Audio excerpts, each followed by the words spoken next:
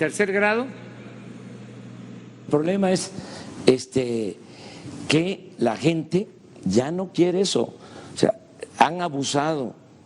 Les puedo platicar así rápido. ¿Por qué no?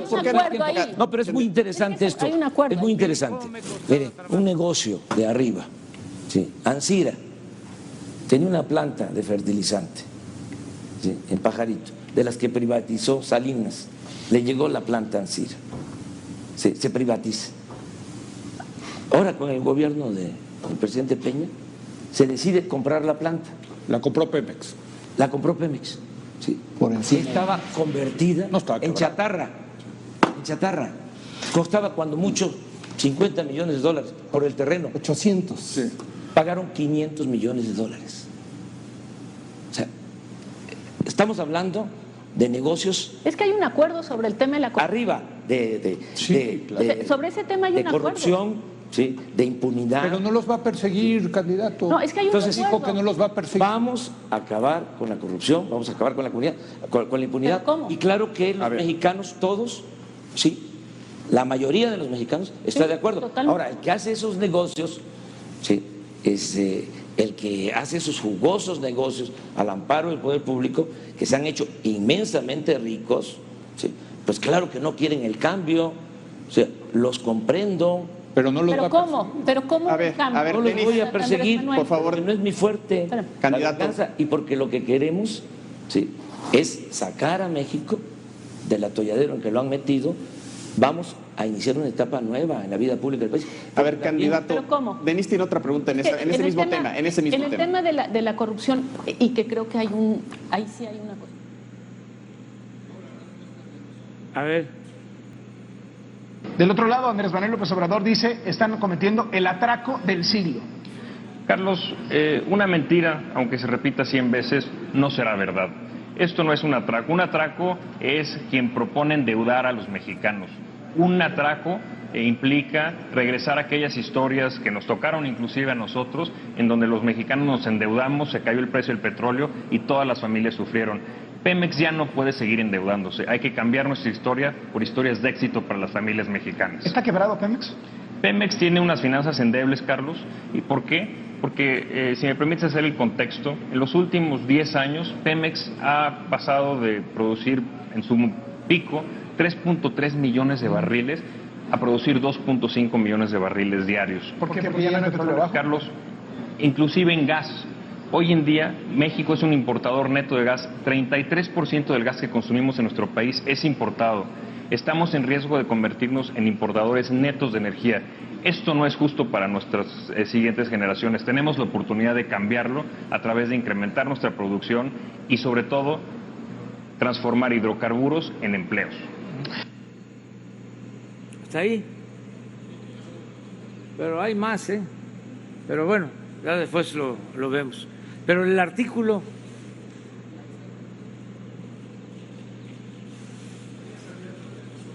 ¿Mande? Yo ya sabía ya lo habían denunciado, hasta hice un video, nada más que todo lo archivaban. Yo presenté denuncias, por eso tengo autoridad moral contra Salinas, contra Zedillo, contra Fox,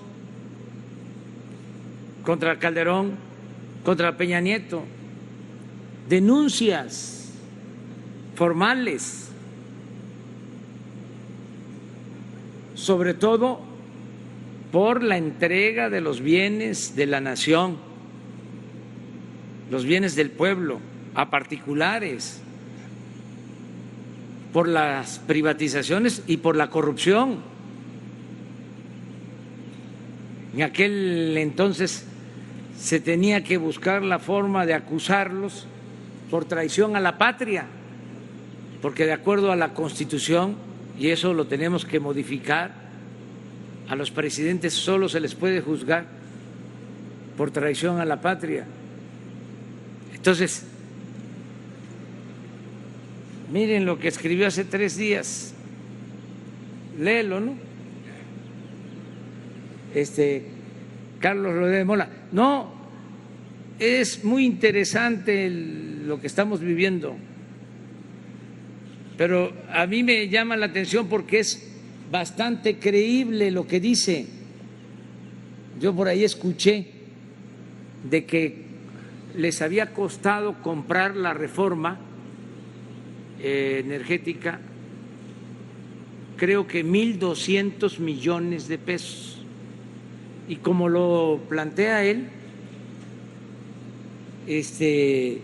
pues es creíble. Miren lo que dice. Bueno, este artículo lo escribió el 22 de julio en el Universal, Cómo casar a Peña Nieto, y dice así. ¿Cuánto? Hace 4 días, ¿no? Hace 4 días.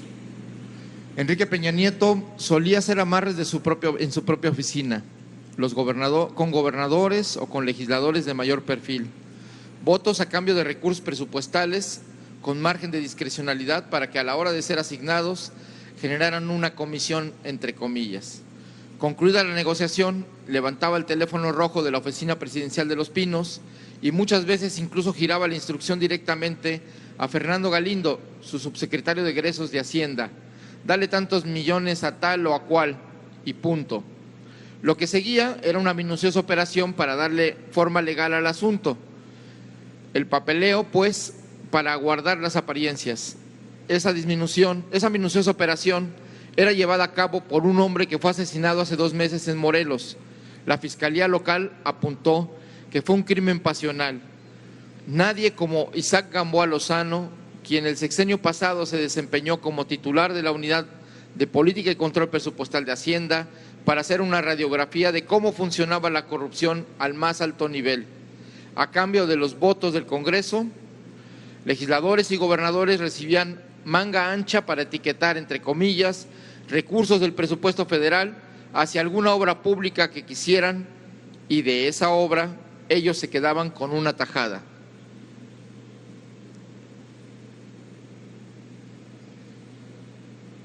Isaac Gamboa era el hombre que aterrizaba el papeleo. Las citas solían realizarse en las oficinas de la Secretaría de Hacienda en la Avenida Constituyentes de la Ciudad de México. Era el último eslabón de los moches, entre comillas, que habían pactado en las negociaciones políticas los altos mandos del gobierno. Gamboa Lozano se llevó muchos nombres y muchos números a la tumba, pero no era el único que sabía. Otro personaje clave en la trama de los moches es hoy diputado federal del PRI, el subsecretario Galindo, que trabajaba en Hacienda bajo el mando de Luis Videgaray y con acceso directo al entonces presidente. Y también sabe buena parte de esta truculenta historia el también legislador priista Luis Miranda, amigo entrañable de Peña Nieto, una especie de rey del cash que manejaba enormes cantidades de dinero en efectivo para la operación política, primero como subsecretario de Gobernación y luego como secretario de Desarrollo Social. Esto me lo cuentan distintas fuentes a las que he acudido para tratar de encontrar nuevas aristas en la historia de la corrupción detrás del Pacto por México que ha denunciado el presidente López Obrador y que tiene como primera temporada de espectáculo político la participación del exdirector general de Pemex, Emilio Lozoya, en su calidad de testigo protegido. En la operación de compra de votos que acompañó al Pacto por México, el desfile de nombres que sueltan las fuentes es interminable. Vamos a ver cuáles salen a la luz pública, cuáles se reservan por estrategia y contra cuántos realmente existe un proceso judicial que termine en una sentencia. Solo con una investigación exhaustiva que no seleccione interesadamente acusados y derive en una condena, se podrá hablar de combate a la corrupción y fin de la impunidad. Todo lo demás es campaña política. Sí, pero hay otro de las cajas fuertes. De las cajas fuertes. Es que ese es buenísimo. Ningún guionista pues de Netflix podría hacer eso.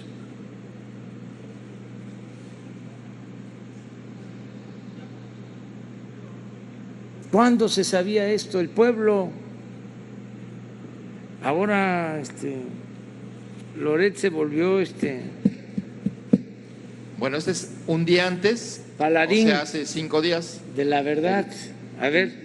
El 21 de julio, las cajas fuertes de Lozoya, escribió Carlos Loret de Mola en el Universal.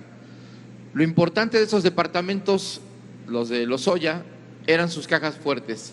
Medían como 1,5 metros de altura. Les cabían más cash de lo que pudiera uno imaginar.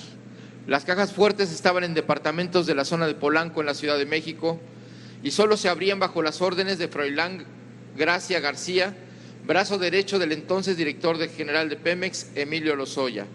¿Para qué servía ese cash? Para sobornar políticos en el marco de la aprobación de la reforma energética en el sexenio de Enrique Peña Nieto. Así me lo revelan fuentes a quienes consulté buscando detalles sobre el modus operandi de Emilio Lozoya para lograr la aprobación de la reforma energética y que ahora le da acceso al privilegio de ser testigo protegido del gobierno del presidente Andrés Manuel López Obrador. Los fajos de billetes solían entregarse en bolsas de Louis Vuitton y otras boutiques carísimas que iban engrapadas en la parte superior para evitar que se viera el contenido. A veces se entregaban en los departamentos, a veces en la torre de Pemex, pero cuando se perdió el pudor, se veía a los legisladores al terminar sus jornadas de trabajo desfilando en los pasillos de las cámaras de diputados y senadores con sus bolsas de marca rumbo al estacionamiento para guardarlas en las cajuelas de sus coches. Los nombres de quienes recibieron dinero lo saben muy pocos, pero entre ellos sin duda están Emilio Lozoya y sus operadores Froilán Gracia y Carlos Autrey. En las negociaciones de la reforma energética, los funcionarios solían decir que gastarse millones en sobornar legisladores era un costo mínimo frente al dinero que iban a entrar con los contratos de la reforma energética, según testigos de los encuentros. Por eso no faltó el vivo que en vez de pedir sus bolsitas de cash, mejor pedía llevar mano en contratos petroleros que pudieran inclinar a favor de empresas de amigos y socios que le redituarían jugosamente el favor. Está claro que en la mira están mucho más el PAN y sus integrantes que políticos de otros partidos. Eso por la razón político-electoral que también mueve al presidente López Obrador. Es natural. ¿Está bien, verdad? Bueno, pues así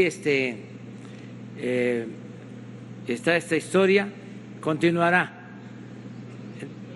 Ya nos vemos el lunes, que la pasen muy bien. ¿Usted considera que la Fiscalía General de la República podría llamar al expresidente Peña Nieto a declarar? Yo creo que todos los involucrados, si así lo decide la Fiscalía, todos tienen que comparecer.